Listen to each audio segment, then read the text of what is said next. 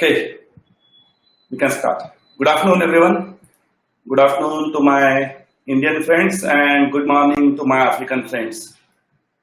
It's really interesting to see that even the people from Africa are interested to know what happens in Indian elections and typically Indian state elections. So, my special welcome to my African friends as well. Today, we are going to discuss about one of the recent topic and one of the very interesting topic about what are the corporate lessons from Maharashtra state elections. My friends from India know that we recently had state elections in Maharashtra for Maharashtra State Assembly.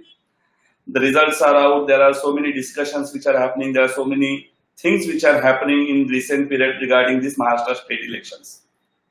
Now, these elections were very interesting.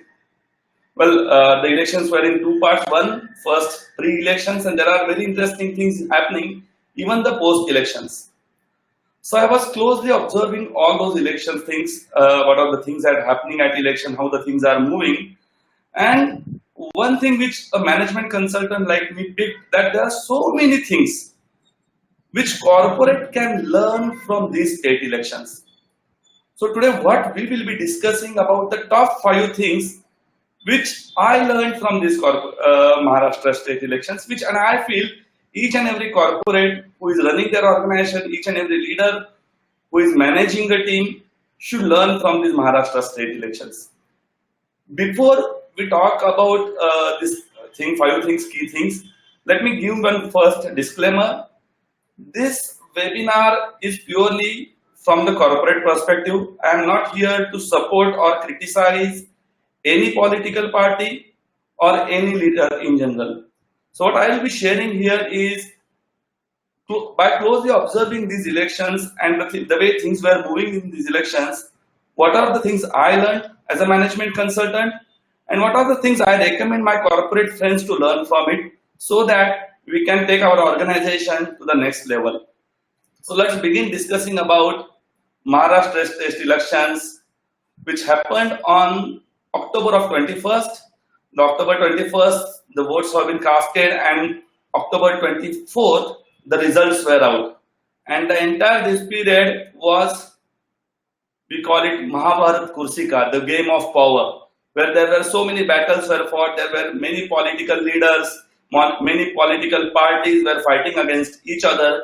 Typically, to give a background to my African friends, Maharashtra is a province within India, and like you have province elections, we call it as a state elections, and various political parties contest for these particular elections through their nominated candidates, and the party which has a majority of number of candidates winning, they form a government. So that's a kind of structure which we have in India for the state elections. So when it comes to Maharashtra, there were total 4 mainstream parties which were fighting for this election. Along with that, there were many other small parties plus some independent candidates. But in terms of forming a government at a state level, the 4 parties were fighting with each other. Out of that, the first party which you can see was a party called Shiv Sena. The another party was BJP. Third party was National Congress, and fourth party was we call it Rashtrawadia Congress Party. So these were the 4 parties which were contesting, and out of that, the first 2 parties which are on your left, they were forming an alliance, and then the 2 parties which are on your right, they were forming one alliance, and that's why they were fighting for this particular elections. So as we say, the election dates were announced, the candidates were nominated, the candidates did their campaign, and on 21st of October, the people of Maharashtra voted for these candidates, and October of 24th, the results were out. Let's start this webinar by understanding what were the results. Now, if we call it Janadesh in Hindi, so what was the Janadesh? Janadesh was, this is a graph of how many percentage of votes were secured by which party. So BJP was securing about 25% of market overall share. I'll use the word market share because we look, as a corporate, we look everything in terms of market. Congress was at more than almost 16%. NCP was at almost 17%. Shiv Sena was again somewhere between 69. 17, and there were so many other parties and other independent candidates accounting for other share of the votes. So this was in terms of votes, like how many people voted. Out of that, how many percentage was received by each of the four key mainstream political parties. Let's understand the key equation which helps these parties to form government. The first party, which is the BJP, they fought about 164 seats. They won about 105 seats. The winning percentage was 64. The second party, which is Shiv Sena, which is an alliance party with BJP, they fought about 126 seats. They won 56 seats. Their winning percentage was about 44. The third party, Congress, fought about 147 seats. They won about 44 seats. Their winning percentage was about 30%. And the fourth party, which is National Congress, we call it NCP, it fought about 121 seats. They won 54 seats and winning percentage was 47. Now, before we move to the next part of this webinar, I would like to ask you one key question, and you can type your answer in a question and answer window. Looking at these two sets of data, I'll just show once again. The first data was a vote share, and the second data talks about the parties securing the number of seats and the percentage of winning percentage. What do you think? Which party performed well in this election? I'm giving you a minute. You can type in your window, question answer window, like as per you, which party performed the best in this election? I'm giving you 1 minute for that. Don't put any, don't think anything, just by looking at the data, what comes to your mind, just type in your window.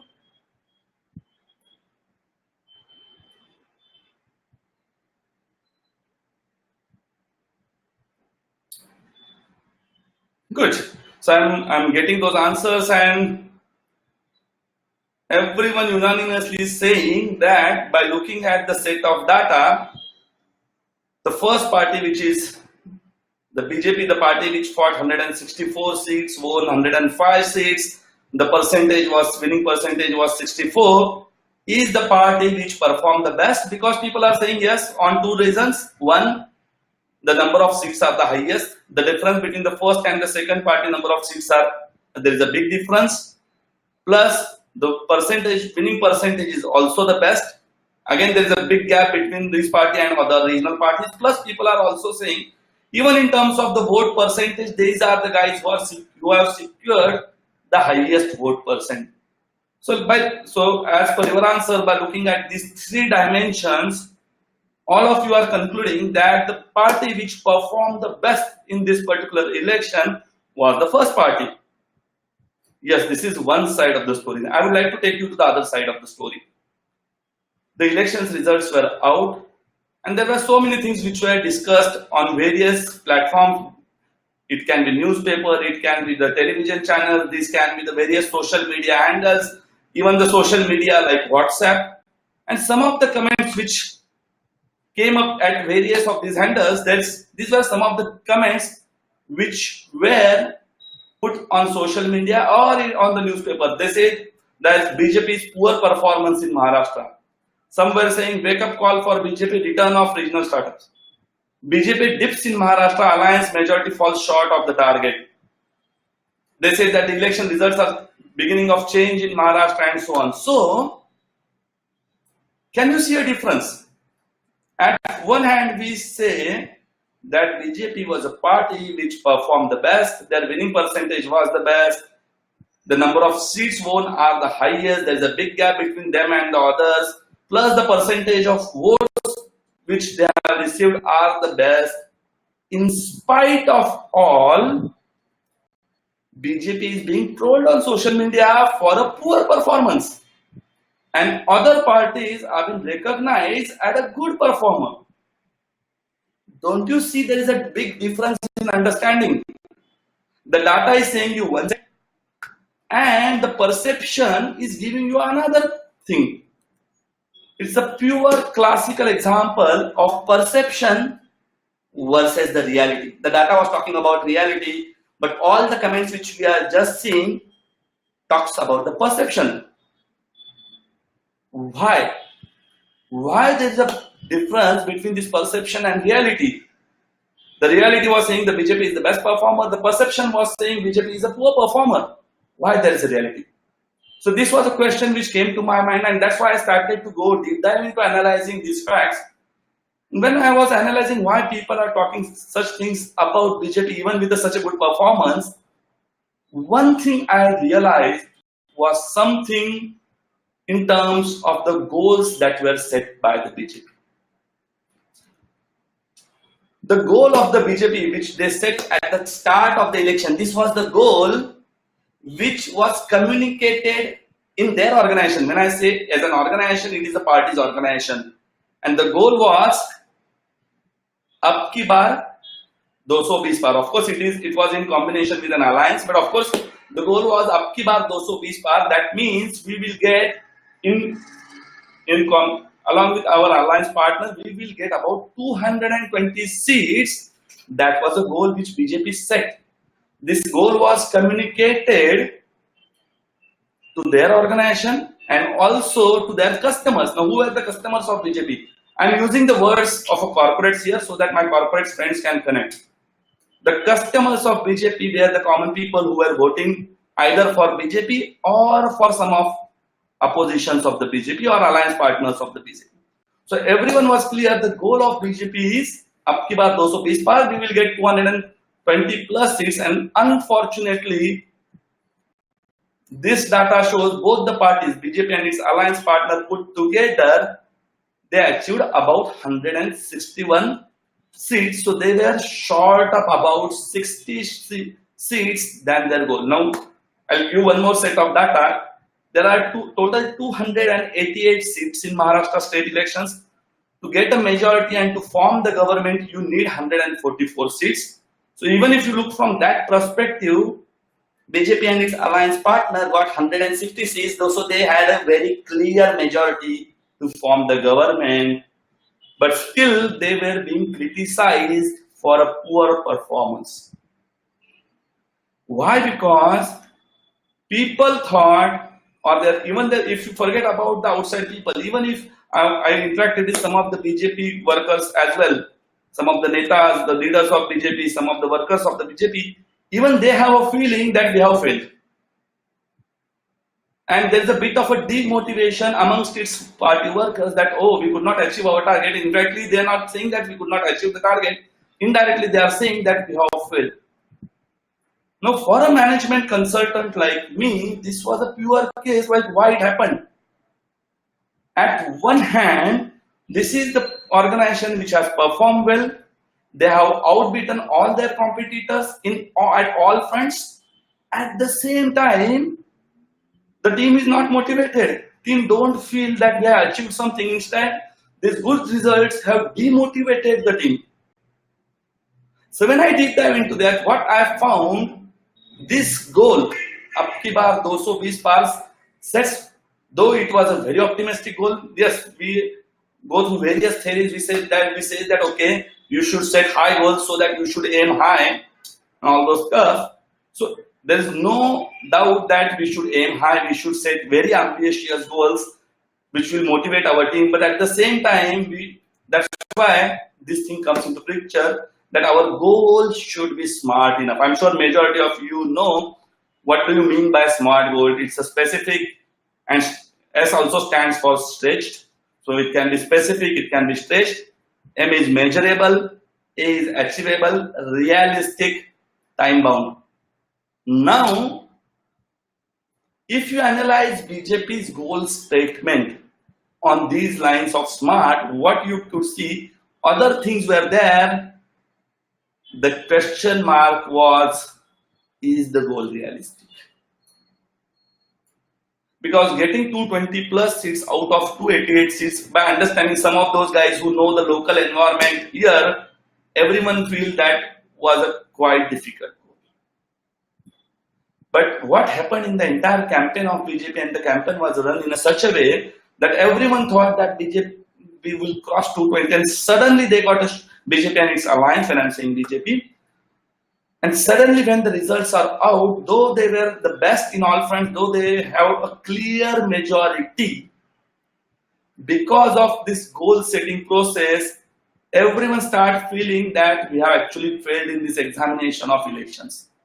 And somewhere, when I consulted like me and deep dive, I found there was an issue with the goal setting process. If the goal would have been 180 to 190 seats, it would have been even called as a realistic as well. But unfortunately, the goal was, of course, the goal communicated openly was 220. So everyone started comparing 220 versus 160, and then since the gap was a huge gap, everyone was saying, though the BJP won the election, they outperformed everyone. Everyone in today's scenario, majority of the feeling which is there within the organization, outside the organization, is that. So what can we learn? What can the corporates can learn from this? The corporates can learn very important thing from this particular thing is the importance of your goal setting. Yes, again I repeat, it's very important to set ambitious goal, but at the same time, it's very important that these goals should qualify for all this definition of SMART.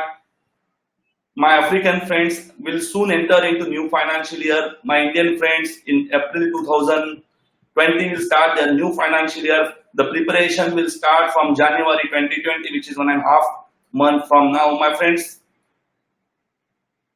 look at this episode. Look at this episode when you are setting your goals and ensure that you set such a goals which are specific, which are measurable, achievable, realistic, time bound, and again I read specific can also be added and stretched. But don't stretch your goals to such an extent that even if you achieve good, your team will get demotivated. You cannot perform, the organization cannot continue its growth journey with a demotivated team.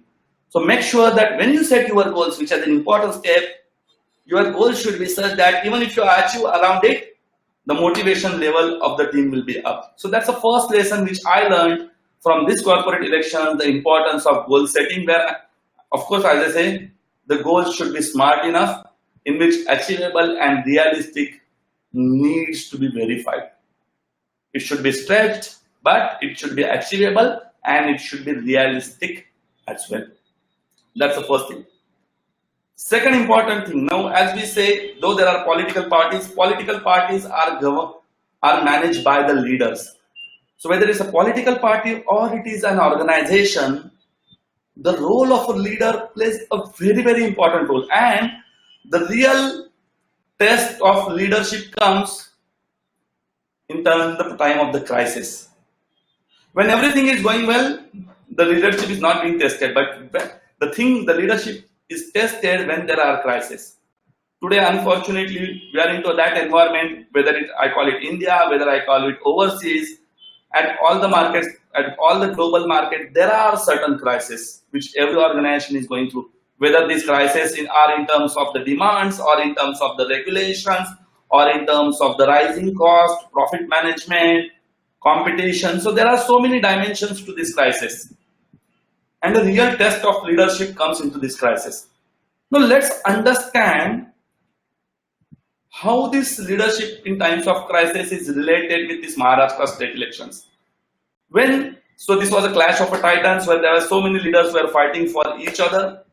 There is a one party, the name of the party is NCP.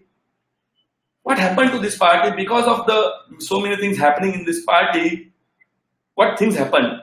Everyone was saying that these elections would be the worst elections for the NCP. Why? Because there were many resignations from the NCP. Many people from NCP, and by understanding the feelings of the organized market, when I say market are the common people, they moved from NCP, they joined the ruling parties. There were so many allegations which were put on this party. There were so many things happening with this party. So internal good people leaving, there were external pressures coming, there was comments like many resignations for NCP, what next?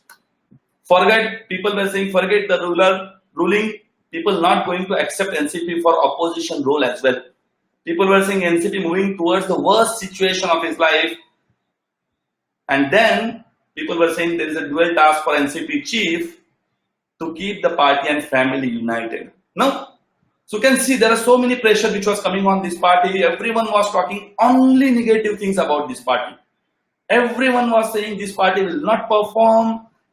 It was motivating the party workers. The party workers were demotivated. They were not even ready to fight those elections. Some of their renowned leaders, actually by understanding these sentiments, moved from this party to the other party. All those things happening, and that was a test of the leadership of the NCP. And then that came the man with the Midas touch, the chief of the NCP. At the age of 80, a young man of 80 years age rose to the occasion like a phoenix. He led his party from the front. He steadied the party in spite of the turncoat episode. Turncoat is people moving from NCP to all the other parties. In spite of so many people moving from his party to the other parties, he kept his party steady. He discussed with his members and instilled them the confidence of, yes, we can. There were two options for him. Either he will keep quiet because the people are moving. He was getting those signals that his party will not perform good in the election. So he could be going on a defending mode. That what is the reason behind it. But then instead of going on a defensive mode, he decided that it's his job to rebuild his party. It's his job to motivate his party members. It's his job to give a good performance in the election. And this man, a young man of 80 years old, conducted 66 rallies in spite of ailing health. He went into the people, he mixed with the people, he discussed with each and every party co-worker. So he led the entire party from the front. What were the reasons? Outcome. Because of this leadership, where instead of being defensive mode, he took that I am a leader and it's my job to take my party out, or in terms of our corporate language, to take my organization out of this crisis. He led it from the front. Initially, before the election, people were saying that NCP will not even go to the double digits in terms of the number of seats or even in terms of number of votes. We have seen the results. Forget about double digits. They were as good as the second largest party of Maharashtra. Again, I repeat, I am not here to promote any political party, any political leader, but these are the studies or observations from a management consultant perspective. That's what a leader can do with the organization. You all are the leaders for your organization. That's your role. Your role is when there are crises, how can you motivate your organization? First of all, how can you motivate yourself? How can you motivate your team? And rose like a phoenix. That's what NCP did. And you could see the results that actually this leader made impossible to the possible, and today he is holding the keys of the power. That's what a leadership can do with the organization. We can truly learn from this episode of Maharashtra State Elections. Today, since there are so many crises, majority of the organizations are in crisis because of external, internal things. This is the time where your leadership will be tested.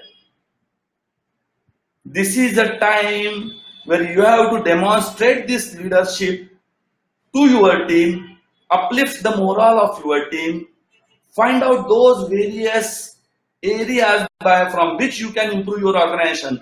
How can you improve your operations to improve the profitability? How can you improve your sales to capture the more market? Whatever the market is there, shares, how can you improve your market share? What kind of products can you innovate? That's what a leader is supposed to do. That's what even we can learn with this episode of Maharashtra elections. Third and very important lesson which I learned from this election is team selection. What happened? Again, as I said in my previous discussion, since there are so many projections that were given by media that okay, this party will secure highest. So what media projected or various opinion polls projected that the current ruling parties will go with high majority. and other parties will not win the seats. So that's where automatically what happens to certain candidates, they thought which output to be won. Indirectly, which party I should be belong. And one of the common sense they applied, since there are so many projections happening outside, let's move from opposition party to the ruling party. So that's what they thought, and they approached ruling party. Ruling party also wanted to achieve their target of Ab Ki Baar 220 par. What they did, they checked certain candidates, they verified their past records. So they verified their past record in terms of from where they belong, what was their past performance when they were a part of the previous organization. Here it was a previous party. They verified all those things, which we do even for our recruitment stage. When we recruit new people, what we do? When we recruit people from outside, we check, okay, how this guy has performed in his previous organization. What was his targets? What he achieved? How best he was in his previous organization? And majority of us think that if this guy was best in the previous organization, if I bring him in my organization, he will perform the same way, which will benefit my organization. And we recruit the successful people from outside, other organizations to our organization. Same was done by the political parties, ruling parties as well. But some surprising results came. So there were, so they call it mega recruitment drive, or in local language they were calling it mega bharti. So many people were recruited considering their past records when they were part of other organization. What was the result? Can you see the results? All these guys which you can see, again I repeat, don't worry about the names and the parties and everything, just look at the results. Majority of them lost the elections. Guys, these were the guys who were strong candidates in their local areas. They had won the elections in the past from the same place time and again. But these guys lost the elections when they moved from their current party to the new party, and indirectly what happened? Even the ruling party lost those many seats. Because why it happened?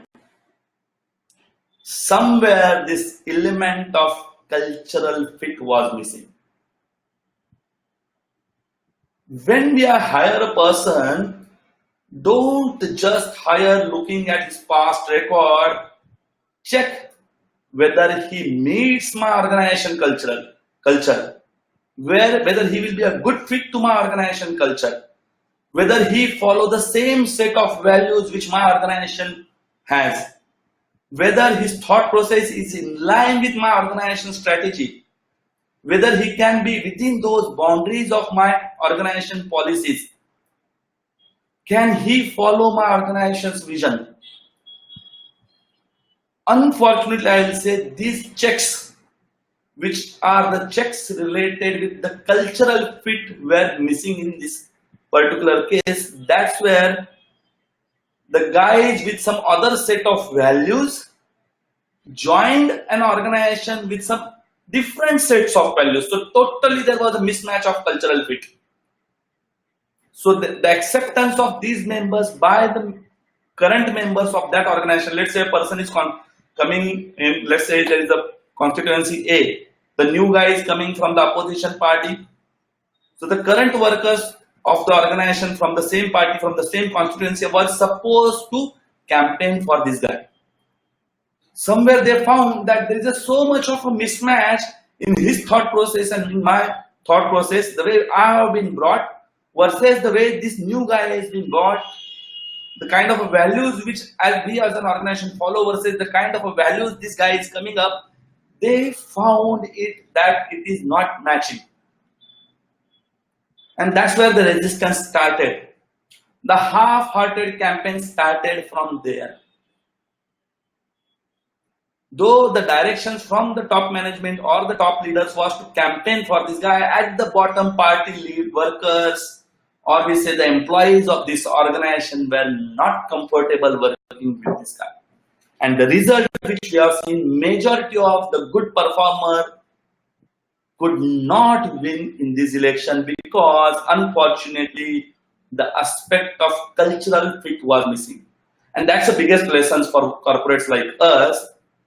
it's very, in terms of increasing our growth, the first thing management always thinks is try for a person who is working with my competitor, look how best he is performing there, and to get that quick wins, what we say, when I say we, I'm working with more than 500 management professionals across the world, and this is a common thing which I am observing is they say that let's hire this guy, take in my organization, so automatic the results will be copy pasted, and it never happens. So my strong recommendation from learning from this episode of Maharashtra State Elections, don't recruit just for the skills, don't recruit just for the results. Of course, skills, results, past performance is very, very important aspect of recruitment, but along with it, add one more aspect in your recruitment process. Will this new hire will be a cultural fit for your organization or not? That's a very important step. And if we miss on this particular thing, we will have the same results like these parties had, that we will get a guy who was a high performer in his previous organization, and unfortunately he will not perform in my organization or our organization. So that's why, guys, one of the message I would like to convey here is recruit along with skills, along with past performance, also recruit for a cultural fit. Well, there's another lesson. Lesson number 4 is a one breakthrough act. Today we are in a scenario that, as I said, there are so many challenges which each and every organization is facing. And everyone is saying that the economy is in a downfall, and there are so many things, it's difficult to get that organization up from this downfall. There are so many negative sentiments in the world. Guys, let me tell you that one act, one breakthrough act can change the results. I gave an example of one party in my lesson number 2, the NCP, the leader rose to the occasion. Same breakthrough act happened with him. He was doing all his rallies, he was trying those campaigns. So what happened in one of the rallies, he started giving his speech and started raining. It was an external thing, it was nothing planned. It was an external thing. What happened previously, and this happened with other leaders as well. What other leaders did, as soon as it started raining, they used to call off the rally. This guy, instead of calling off the rally, he continued with that rally, and he gave his speech at the age of 80, in spite of ailing hair, he continued his rally. And this gave a signal to the guys that this is something different happening. That message came to the entire customers, I'll say. Means customers here are the people who are going for the voting. And this one act, a small act, it's not a big act. It's not that this was the first time a rally was conducted in the rains. But for this particular elections, it was the first. So this one act changed the results. And there are so many analyses which has been done for the success of the kind of results this party did. And one of the important factors that every analyst, political analyst, is saying that this rally which happened in the rain played a very big impact in the success factor. Similarly, yes, there are adverse scenarios around us. There are so many challenges around us in terms of the corporates, but I am sure for us also, for you and me also, there will be one act similar to this can change our organization's results as well. What we need to do is look for that. Will not come on its own. Fortunately for this party, that the God was supporting them, so the rains were there. For us, we need to create those acts. We need to think. We need to strategize, and we need to see what will be that one thing which can change the ball game. First think, then plan, and then act. There is two things which we say. There's one is finding the opportunity, and second is grasping the opportunity. Some guys are good in finding the opportunities. Some guys are good in grasping the opportunities. But the guys who are good in both, in finding the opportunity as well as the grasping the opportunities, they are called as an outperformers. So my friends, though there are negative sentiments in and around us, identify that one act which can change the results. That was my learning number 4, and my biggest learning, the learning number 5, I'm sure is in terms of communication. Guys, I'm into this field of management consulting from last almost 17 years now. I have moved across the various organizations across the globe. And there are so many challenges which I have seen in various organizations from various sectors. But one common challenge which affects all of these organizations is the challenge of communication. I'm sure you all will agree with me. If a communication is properly done, so many things in my organizations can improve easily. Same thing happened in Maharashtra elections where the two parties were fighting. Of course, these two were alliance partners. They started with their election manifesto, and you can say one team but with two voices. Two parties, they were partners, but unfortunately their manifesto there were two different manifestos talking about different things. So even people perceive that it's not one team, but there are two teams playing one game. Second important, actual elections, when the elections results were out, these two friends fought together, and as I said, they won 166 seats, which was a majority. The majority was 144, and they were at somewhere at 160. So they were having a clear majority. But today, what is the condition in state of Maharashtra? We have a presidential rule. For my African friends, the meaning of presidential rule means when none of the political party is in a position to form a government, the president takes the powers with him and he manages the affairs of the state. That is called as in simple language, it is called as a president's rule. In spite of a clear people's verdict, there is a president rule in state of Maharashtra today. Why? And that's where the answer lies.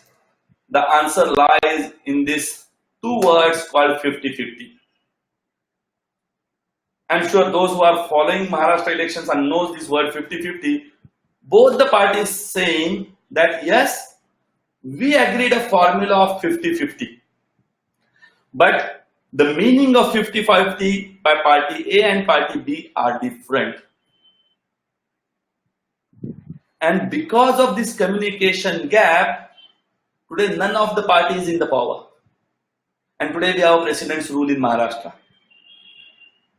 All the efforts which they did, pre-elections, during the elections, even the post-elections are being washed away by these communication issues. Same happens with organizations. Organization puts lots of efforts at the time of deciding values, vision, mission, deciding goals, deciding policies and strategies to achieve these goals. They put the best efforts to achieve all of these using something we call it as a CFT, a cross-functional team. They try very hard. Each and every player tries very hard. But because of all these communication issues, all the good things that the organization does is washed out and the results are being affected. I have seen so many organizations across the world getting affected by these communication issues, and I'm sure you will agree with me, your organization also has that issue. So until unless we bridge these channels of communication, what I tell and what you hear, until unless we match that both the things are matching with each other, our organization cannot grow. How can I achieve this communication are simple two things. First and foremost, very important, creating the standards. If you have right standards, it gives a clarity. Unfortunately, this has not happened in this case. One important role which can improve your communication within your organization are the standards and second most is something called as a service level agreements. Service level agreements between various functions. If you have these two things in your organization, along, of course, there's another tool which is not being mentioned here, which is something called the daily work management. If you have clear standards, if you have good service level agreements, and a very functional, effective, and efficient daily work management, your organization will not have these issues of communication.